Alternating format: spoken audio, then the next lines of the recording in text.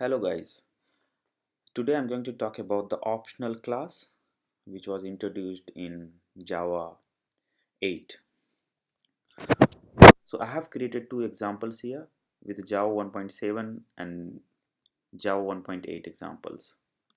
So in this one, what I did is we have created, this is our main method. So here I've created a price and the product and the category. Category has product, product has price object, and the price has a value, right? And there is a product service. So if you pass the category, so let's check into the product service what it has. So basically in the product service we have a method get products price, and it checks if category is not null, and inside the category if product is not null and if the price is not null, then return the value. Otherwise in any other cases just return a default value which is 0, right? So if we run this one,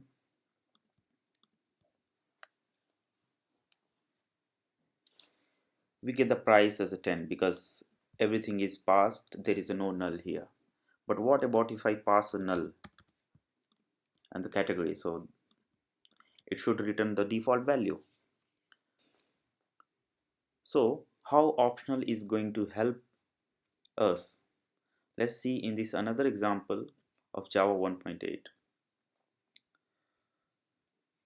So if you check this one, again here we are passing the same things, but if you go inside this method is using the optional.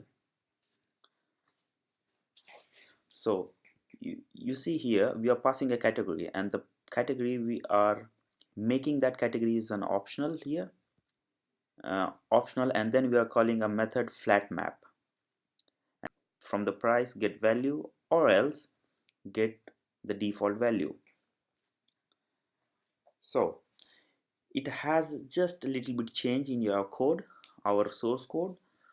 So to use in order to use the optional, we have to wrap our objects into the optional. So we have to make our object in like a optional style. You can check here that I'm not writing any if condition. So if you check the structure here, so inside the category we said get product, you need to give the optional product. So again I wrap up here the product into the optional. So this optional has two, we can wrap, there are various ways. One is off nullable method, another one is off optional dot off product. This is the one, sorry, this is the one way of making or wrapping your object into the optional. This is the another way. So the difference between off and nullable, off nullable here is if you call off, that means your object should not be null. If it is a null, it is going to throw you null pointer exception. And if you have used off nullable, that does means that even though the object you are passing is a null, it's not going to throw a null pointer exception everywhere. So this is the category. Inside the category we are passing, we are getting the product with the optional, and then inside the product again we are wrapping up the price. So we get the price optional, and inside the price we are getting a value which is a type of double, right? So here also in Java 1.8 we have a price, product, category, nothing is null here. And let's run this one. So we are getting the price as a 10. In case we make null anything, any hierarchy gets null, any hierarchy object gets null, it should return a default value which is 0 0, right? So you can see here it's returning the default value 0 0. Suppose category is not null, but the product is null itself. Again, it should return the default value. So you can check here, it's returning the default value. Let's write is optional off instead of optional null label.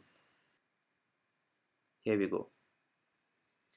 So you can see here that once we make product as optional off, that does means it is expecting for object. If object is a null, it's going to give you the null, it's going to throw a null pointer exception. And if we are using null label and then again running, it's not going to throw, right?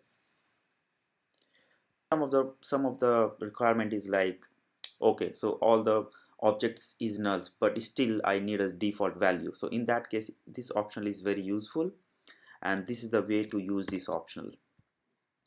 Thanks for watching.